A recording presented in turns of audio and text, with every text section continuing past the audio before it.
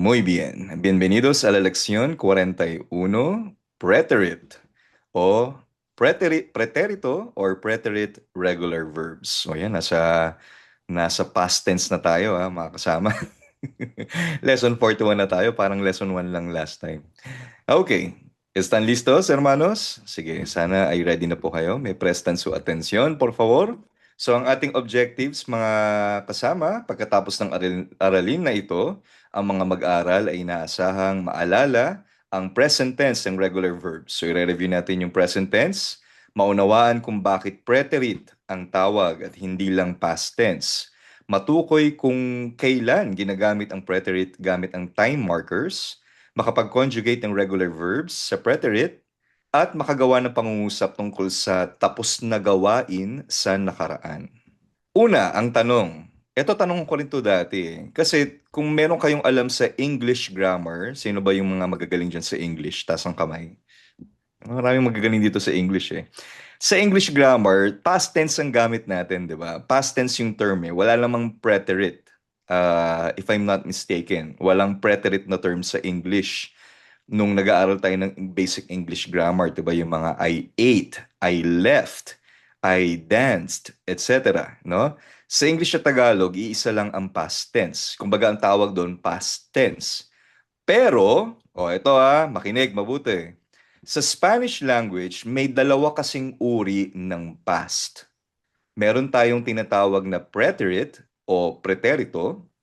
Ito yung past na tapos na. May malinaw na oras na nagtapos o nagsimula o may simula at wakas. Okay? Meron naman tinatawag na imperfecto or imperfect.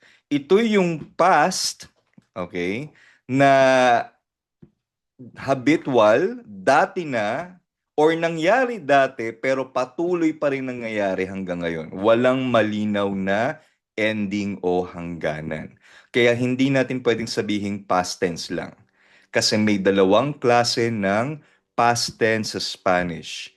Preterit o preterito in Espanyol and imperfect o imperfecto. Kailangan malinaw sa atin kung anong klasing nakaraan.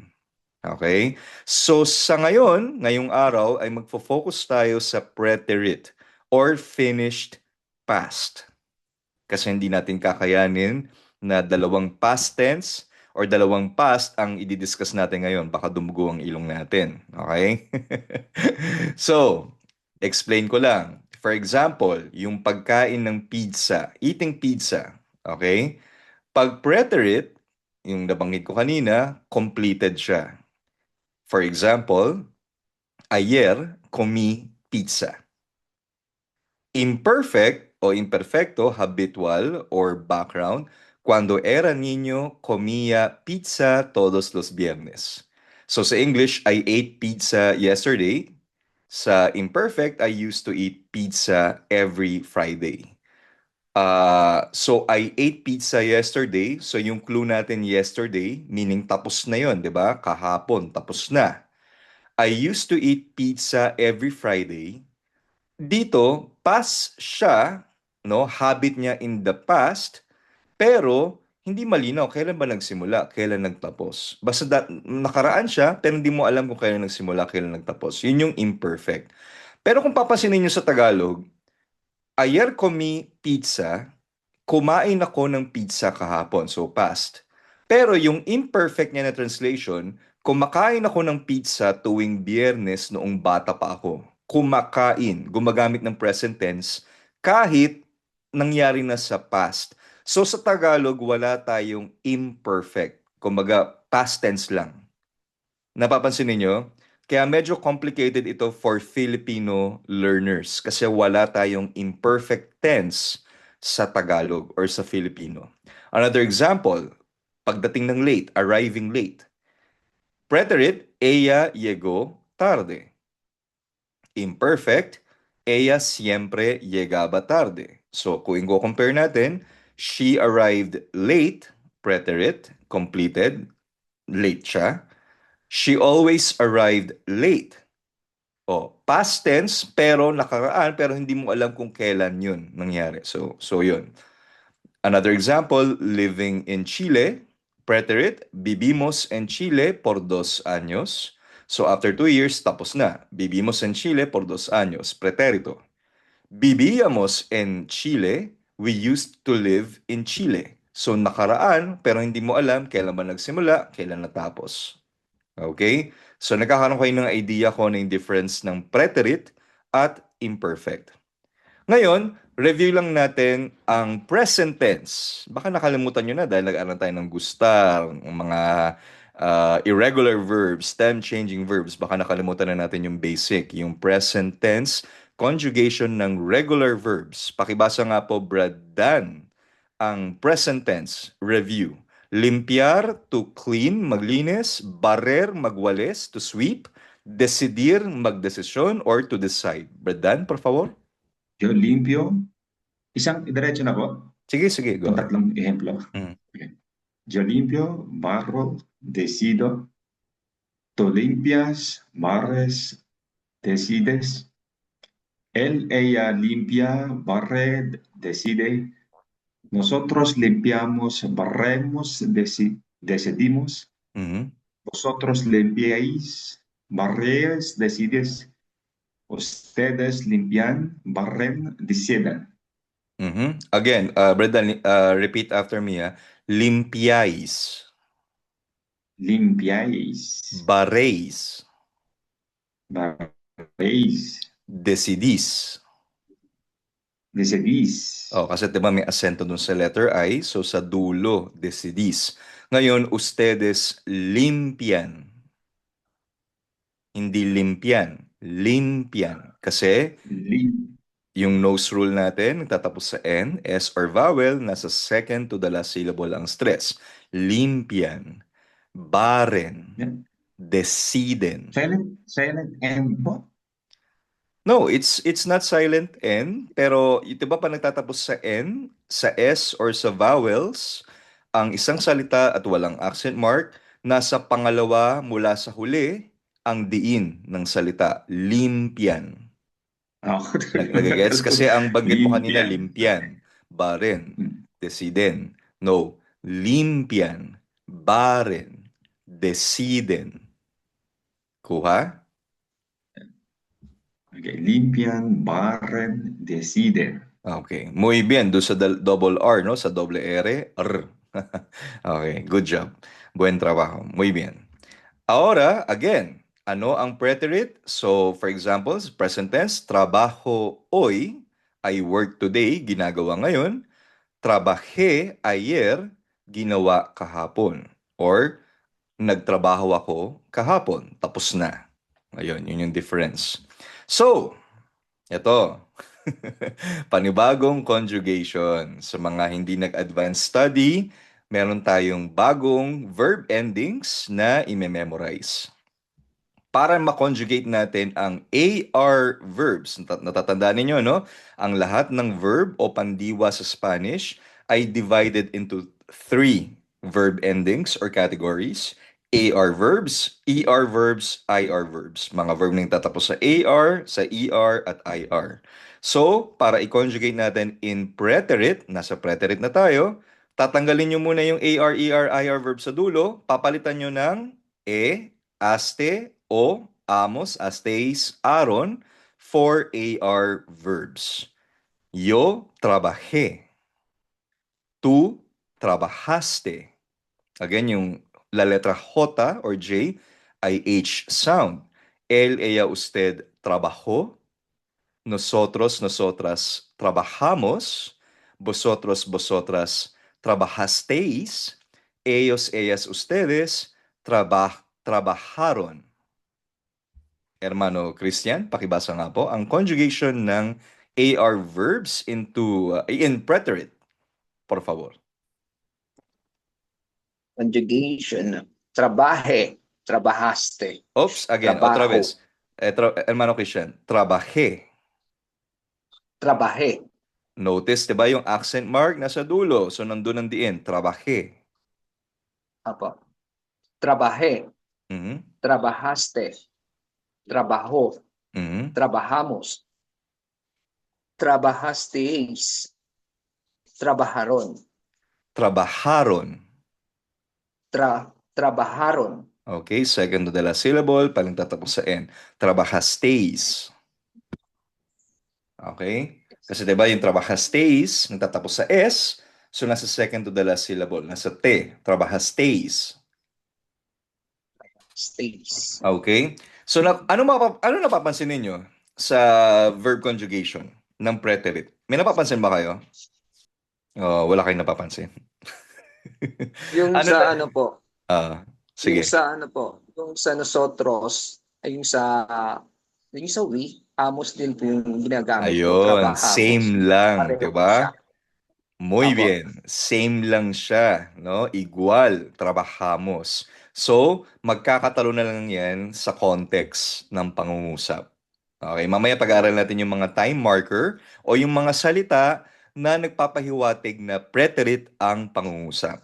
So, kung mapapansin ninyo, no? Yo trabajo sa present tense, pero él, ella, usted trabajo.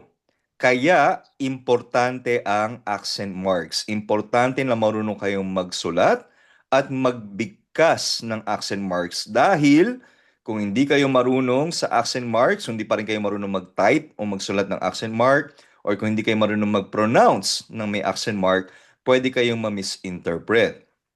Kasi yung trabaho ay I work, nagtatrabaho ako, pero yung trabaho na may accent mark sa dulo, él, ella, usted, él, ella, usted yon. He, she, or you work. Nakita niyo? May difference sa meaning. Next.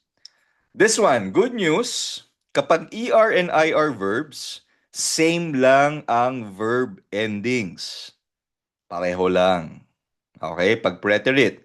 For example, yung comer, to eat, kumain, at bibir, to live, manirahan, or mabuhay, or tumira. So, ER example and IR example. So, yo comí. Yo viví. Tú comiste. Tú viviste. Él, ella, usted comió. Él, ella, usted vivió. Nosotros, nosotras comimos. Nosotros, nosotras vivimos. Vosotros, vosotras comisteis. Vosotros, vosotras vivisteis. Ellos, ellas, ustedes comieron. Ellos, ellas, ustedes vivieron. Pakibasa nga po, Brad Elmer, por favor, ang conjugations ng ER at IR verbs. Yo comí, tú comiste, él, ella, usted comió, nosotros comimos, vosotros comisteis, ellos, ellas, ustedes comieron, Mhm. beber. Bibir. Yo Again, bibir. beber, Bibir. Bibir. beber, Oh, hindi siya biber. Again, be cautious sa nagiging tunog barok tayo kapag yung I ginagawa nating and vice versa. Bibir. Okay. beber. Sige, adelante. Yo viví, tú viviste, él, ella, usted vivió, nosotros vivimos, vosotros vivisteis, ellos, ellas, ustedes vivieron. Muy bien. Comisteis, bibisteis. Okay? Oh, so lagyan natin ng example o halimbawa sa mga pangungusap. So, repitan conmigo. Yo trabajé. Yo trabajé ayer. I worked yesterday. Tú trabajaste. Tú trabajaste mucho. Él, ella, usted trabajó. Por ejemplo, ella trabajó en casa. Nosotros trabajamos. Nosotros trabajamos juntos, together. Vosotros trabajasteis.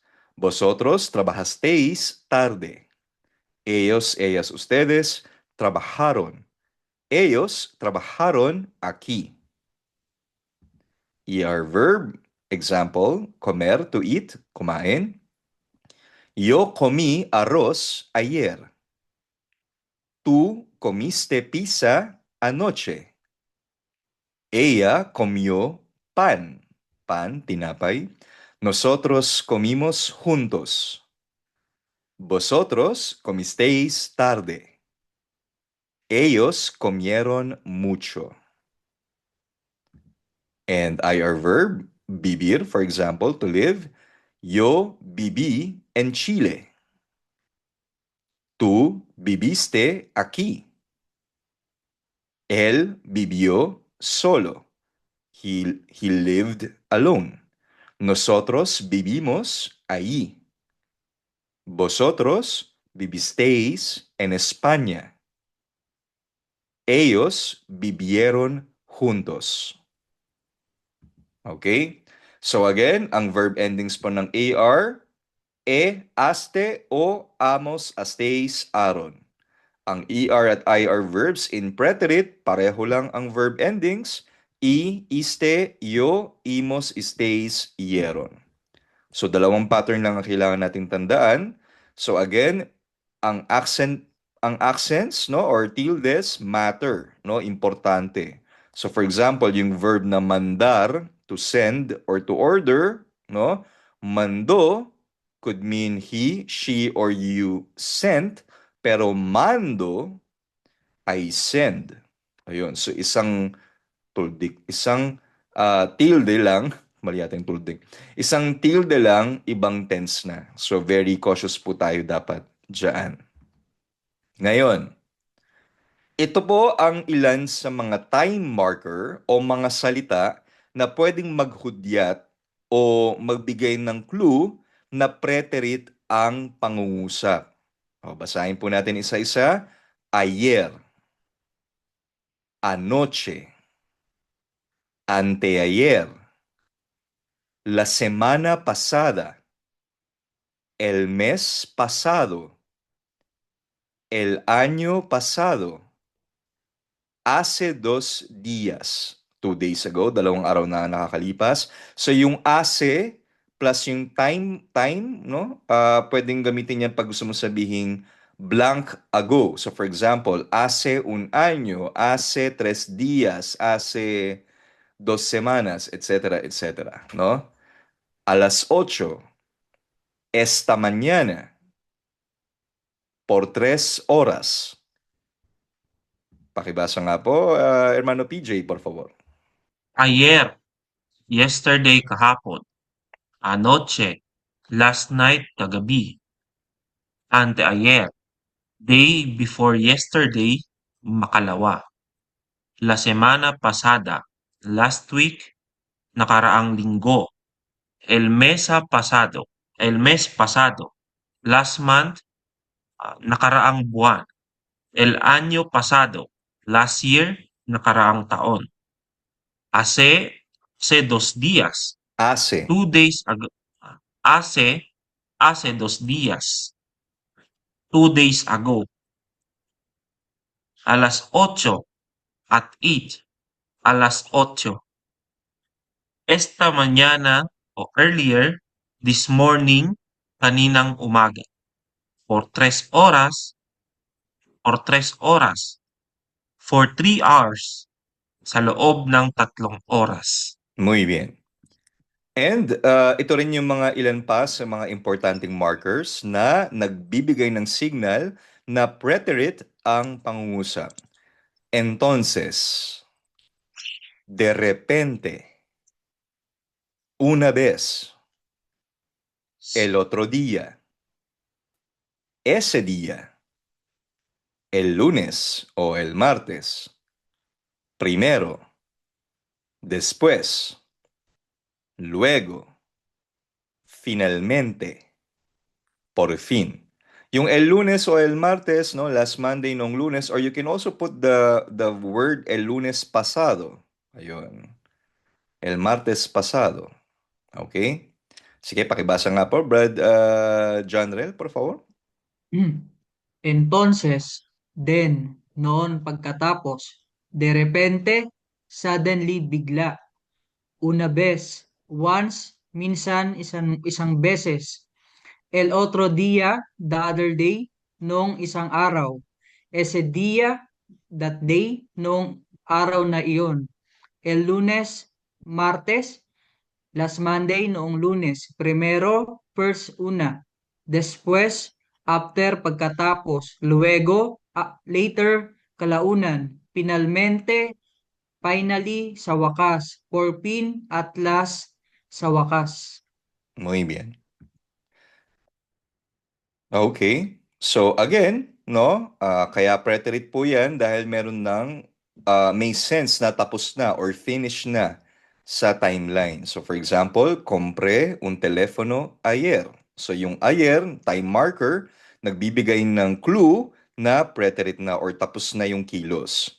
Anoche, cené temprano. So yung anoche, time marker, nagbibigay na tapos na akong maghapunan kasi kagabi nangyari na. El mes pasado, viajé a Chile. So yung el mes pasado, time marker na nagbibigay ng clue na preterite na or tapos na yung action. So again, i-clarify lang natin, no? Vamos a detallar los usos del pretérito. So again, completed events, tapos na talaga. So pag may ginawa, tapos na. For example, compré un teléfono ayer. Bumili ako ng telepono kahapon. Ella limpió la casa. Visitamos el museo. Escribiste un mensaje. Oh, another one, kapag merong beginnings and ends, no? In the beginning, beginning, ends. Simula at wakas, no? Kapag nagsimula o natapos na ang isang bagay. For example, no? Repitan conmigo. Empezó la clase a las 8. Terminó el trabajo. Comenzaron la reunión. Acabé el libro. So, pag merong mga verb na empezar, comenzar, terminar, acabar, iniciar, ayun, ibig sabihin nun, may beginning and ending, no? Kaya, preterite po yan.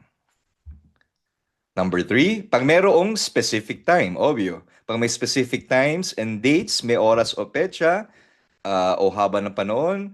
For example, repitan conmigo, llegué a las 7. Vivió en Chile por 2 años. Naciste el 5 de mayo. Regresamos anoche. Ayun. And events in sequence.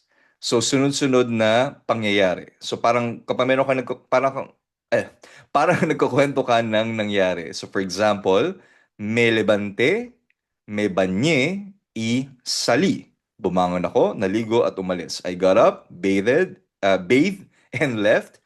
Itong me levanté and me bañé, reflexive verbs po yan. Hindi pa tayo nag-aaral. Hindi pa natin pinag-aaralan yan. Maybe next week, Loben. Entraste, comiste y dormiste. You entered, ate, and slept. Compraron comida y cocinaron. They bought food and cooked. Abrimos la puerta y vimos el perro. We opened the door and saw the dog. So napansin niyo merong events in sequence or sunod-sunod na pangyayari. We could use preterite tense. So again, review lang po natin. Pakibasa nga po ang conjugations ng preterite. Hermano Moises, por favor. Yo hable, diretso po. Sige, sige. Comí, viví. Mhm. Tú hablaste, comiste, viviste. Él, ella habló, comió, vivió. Vivió. Nosotros, vivió. Kasama dyan ng usted. Nosotros, Okay, next. nosotros, nosotras hablamos, comimos, vivimos. Vosotros, vosotras hablasteis, comisteis, vivisteis. Mhm. Ustedes hablaron, comieron, Otra vez. Vivieron. Hablaron. hablaron, comieron, Mhm. vivieron. Ayun, ustedes, ellos, ellas. Muy bien. Okay, so test nga natin kung merong na-retain sa utak. Pakisagot po. 5 minutes. Pakilagay ang tamang conjugation ng verb na nasa open and close parenthesis. Preterit. Nasa preterit po tayo, ha? Sige, try po natin. 5 minutes. Oh, ready na? Pan comido? Piece of cake ba? O sige, simulan natin. Sagutan natin ng sabay, mga kasama. Number 1. Ayer yo blank en la oficina. ¿Cuál es la respuesta correcta? Ayer yo trabajé en la oficina. Trabahe. Muy bien. Ayer yo trabajé en la oficina. Número 2.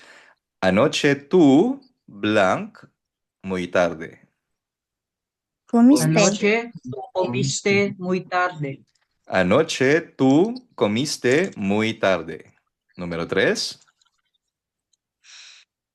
El mes El mes pasado pasado ella vivió. vivió en Madrid. El mes pasado ella vivió en Madrid. 4. Ayer Ayer nosotros nosotros limpiamos. limpiamos. Ayer nosotros limpiamos la casa. Limpiamos. So again, no, yung present Sí. tense at preterit ng nosotros form pareho lang. Nagkakatalo na lang kung may time marker or sa context. Eh, nakita natin ayer. So kahapon. So ayer nosotros limpiamos la casa. Número 5. Anoche vosotros baristeis el piso. Anoche vosotros barristeis el piso. 6, por favor. 6. Ayer ustedes Decidieron rápido. Ajá, ayer ustedes decidieron rápido. 7.